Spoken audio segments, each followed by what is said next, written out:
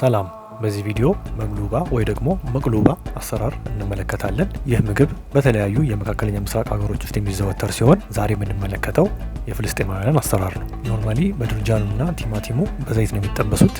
እኔ ግን በኦቨን ውስጥ ነው ያበሰልኩት። ይህንን የሚያደርጉበት ምክንያት አንደኛ ዘይት ይቆጥባል፣ ሁለተኛ ደግሞ በኃይል እንዳይከብድ ያደርገዋል።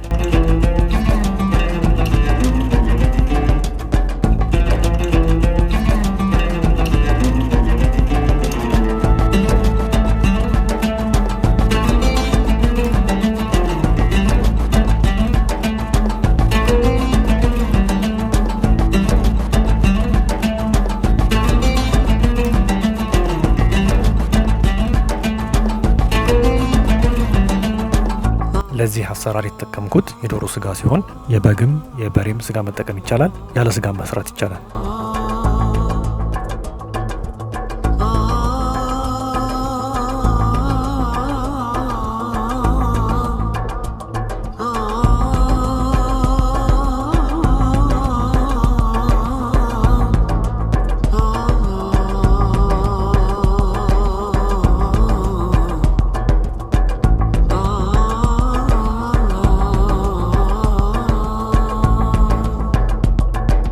መግሉባ ኖርማሊ በድስት ተደርጎ በእሳት ላይ ነው የሚበስለው። እኔ የተጠቀምኩት ግን የኦቨን ፓትራና ኦቨን ውስጥ ነው ያበሰልኩት። ያን ያረኩበት ምክንያት ሙቀት ከሁሉም አቅጣጫ በእኩል መጠን እንዲያገኝ ነው።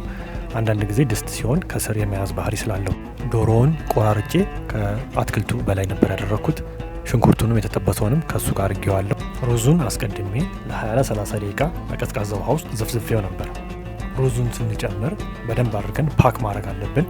ካለዚያ ስንገለብጠው ብትን ነው የሚልብን።